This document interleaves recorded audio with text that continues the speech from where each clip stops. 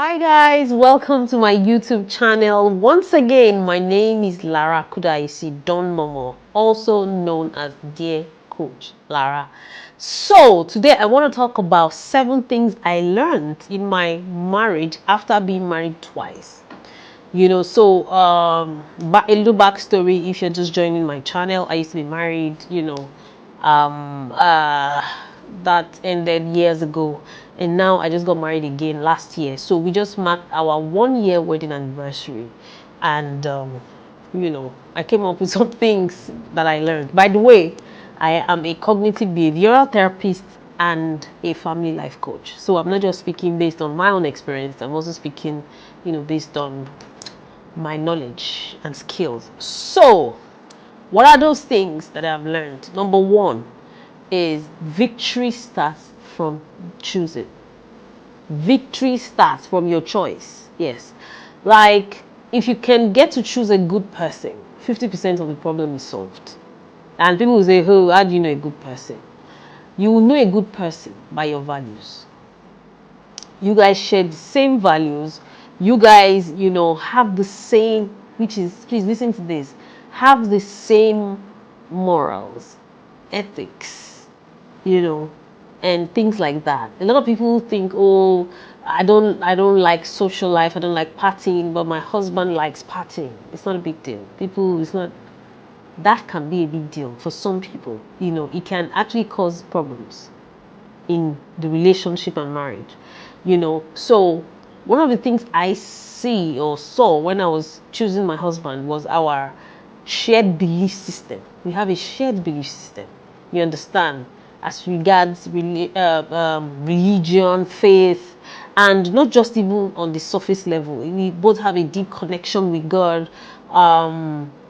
He doesn't drink, doesn't smoke, doesn't party, all of those things. And that is the kind of home I want, the kind of husband I want. I want to have a house where I don't have to be wondering, where did he go? Where is he? Where are you? When are you coming? The children want you. Do you understand? I already learned. I've been married twice now, so I have some form of, lessons and knowledge. So I already learned from my own experiences, past experiences, and people I work with that, choose. I know people say opposite attracts. Yes, but they don't finish it. Opposite attracts, but similarities remain. There are some things that will be similar that both of you need to have in common. It's very important. It will reduce your fight. It will reduce your, issues. You understand? And because of all that, also sometimes the reason why you choose wrong people is because you have childhood trauma. You have dysfunctional issues. Heal from that. I had to go through my own healing journey.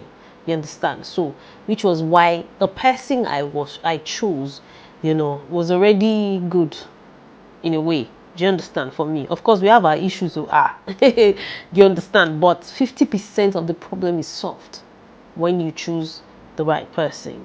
Yeah, so that's number 1. Number 2 thing that I have learned is that after being married twice, I realized that the people that have been married for long, 30 years, 50 years, they actually decided to stay married. That's why they are married. It's not because of what the other partner is doing. Why? Because there will always be a reason for you to leave. I'm being honest with you. I'm telling you the truth. There will always be a reason. If you're looking to find a reason, there is always a reason. He's still this one. He's still that one. She's this one. She's that one. I'm done. Which is what is happening in our century now, our 2024. Or what do we call it now? Our jet age. People no longer have tolerance. Nobody is tolerant anymore. I'm just tired. I'm gone. I'm out. We are going to keep having a lot of broken homes. How many marriages are you going to leave? How many relationships are you going to keep leaving? You understand? So if you want to get married, you have to decide that I'm going to stay married. That's how. Because nobody can give you everything. It's not possible. We are all flawed as humans. We are both flawed. So you would see my own flaws, I will see your own flaws. You would annoy me to the highest, and I would be angry, and I can't. But deciding that no, I'm not going anywhere. We have to make it work. That is the reason why people stay married. It's not, oh, I'm patient, oh, he's nice, oh, he's not true. It's choosing to stay married. That's how people stay married. Yeah. So number 3 thing that I've learned: lay the ground rules early. You understand? It is better to always define it from the beginning. A lot of people that I've realized, they just go with the flow. We are just excited. We just want to marry. So we don't talk, not just even just talk. We don't, we have to have some things, some ground rules that this one, no, this cannot happen. If anybody cheats, what are the consequences? There has to be consequences. You just don't say, oh, you forgive and forget. You understand? And we both have to agree to the consequences. If somebody does this, what are these? And there are some things that are value issues for you. But because I want peace to reign.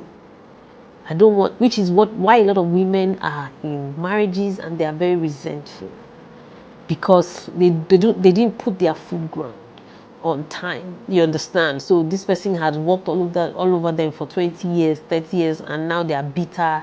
They will keep advising, hey, well, marriage, be careful, men are scum, men are this. Reason: because mommy refused to lay the ground rules early. All of us, we are creatures of habits. Anybody can do anything if there are no boundaries. Anybody can do anything if there are no boundaries. Both of you need to set boundaries together, and then individually. You can't talk to me like this and then believe everything will be fine. You can't work. Do you understand? We have to deal with this issue. There has to be consequences for this behavior, and there has to be repair. You get? So lay the ground rules early. This is very, very important. Number 4, have agreements in your marriage.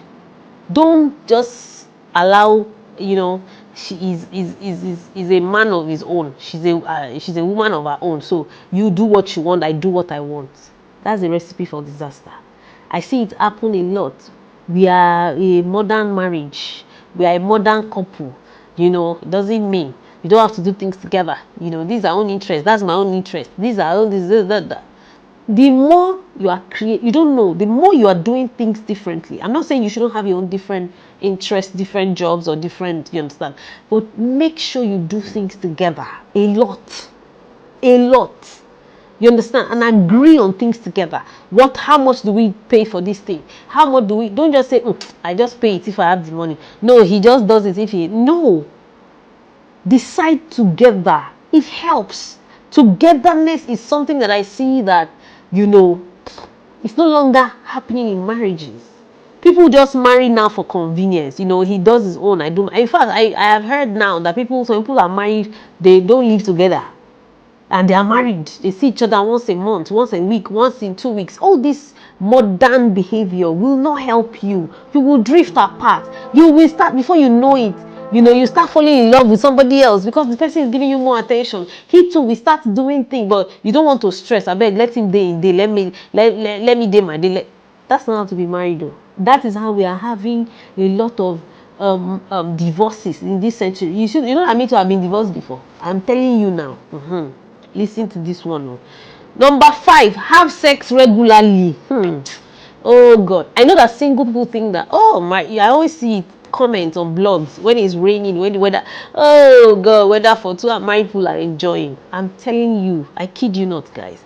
The first thing that disappears when people marry is sex. I'm telling you. Why? Because there's a lot of resentment, disagreement. It is, storing waters, like they say, they are easy, they are sweeter. You get? Because when you're angry, you go home. When you're still dating, you go home, you get angry. In fact, somebody was telling me recently that she just got married and she was so angry with her husband. She was already thinking, am I going to annul this marriage? Am I going to, that she was not thinking, well, you cannot block him again, no? The way you used to block, I can't block him, I can't walk away. You have to stay. That's how to remain married. I'm telling you guys. You get? Sex is very, very important. There are things that can come in and make you just forget about sex. I'm being honest. Most married people are not having sex. I'm telling you the truth. Remember, I am a family life coach, meaning that I do couples therapy. Most married people are not having sex, and that is the beginning of drifting apart. You don't want that. You understand? Make sure you have sex. Don't have people get angry. I tried to, or I asked him and then he got angry.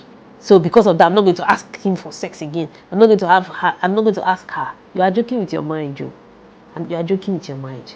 Make sure you said, if you guys don't have time, schedule, create time. Yes, some people say I don't like schedule. It's not spontaneous. If you don't have spontaneous time, okay, schedule it. Make sure you have sex.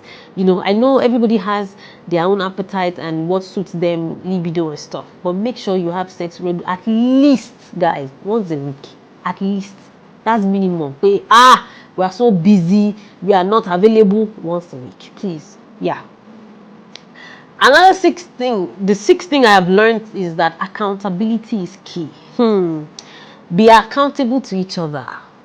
What I have seen mostly right now is people just do things. She's an adult, I'm an adult. And I can do what?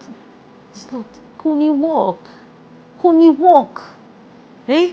Be accountable to each other. You understand? This is what I'm doing. This is what I'm doing. This is what I'm doing. This is where I am. It's not policing. It's not control. I know men don't like it. Where are you? They don't like it. He's helping you too. I know you want to cheat. Don't. Accountability will help you in your marriage. And then if you also have a trusted maybe mentor that you admire their marriage, you understand, you can also be accountable to them, because everybody needs one person that can call them and call them to order in case they are moving mad. Yeah, it happens. We are all human beings. Sometimes you just feel I beg, nonsense. You understand? You need somebody that you can call. And I'm not talking about people that when you tell them about your husband now, they will start blaming him, they will not forgive him. Not those kind of people. I'm talking about, it can be a therapist, it can be a counselor, trusted ones, or mentors. You understand? Look for them. People that you admire their marriage, not the ones that will be saying, "Well, you to go and buy land, don't let him know." Not those ones, so they will scatter you. Or hey, another one for women, not those your friends, that those ones, what they are praying for is that your marriage will scatter. They don't accept not those ones. Then number 7 thing, which is the last thing that I have learned after being married twice, is that don't let disagreement fester.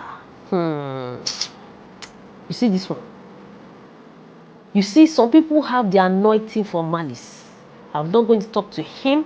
I'm going to show him. I'm going to do this. Before you know it, somebody is hurt. Before you know it, somebody is drifting apart. You will come back, Abi. You will, after 2 weeks, come and beg each other. But some things have already been broken. Don't let it fester. Don't be too proud. In fact, right now, I see that in this generation, our women are very proud. I'm telling you, like, because I'm right. There's something me and my husband just, after we two, we have fought our own fight. We were just talking about it over the weekend, that he said one thing he has learned, and both of us have learned together, that it is better to seek peace than to be right. No, what you're saying is wrong. I'm the right one. You are not ready to be married. Marriage must scatter very soon. You understand? The fact that you are right does not mean you cannot be sorry. You don't have to be, you are right. You don't have to be sorry for what you said. You can be sorry for how you said it. You can be sorry for the situation, your insinuations, your whatever, I don't know. You can be sorry so that there will be peace in the home, because it's both of you against the world. It shouldn't be both of you against each other. It's not right. I'm telling you now, you know that some of you too, you are married for the second time. I'm telling you how our marriages can last. Sure, you are hearing, you get. So these 7 things are the things that I have learned since I've been married for the past 1 year, the second time. Tell me in the comment sections the things that you think we need to, I need to add to that list, or some things that you disagree with, or the things you think you agree with. Let me know in the comment section. Thank you for joining me. Please don't forget to subscribe to my YouTube channel so that you can be the first to always get my notifications and beautiful videos. See you later. Bye for now.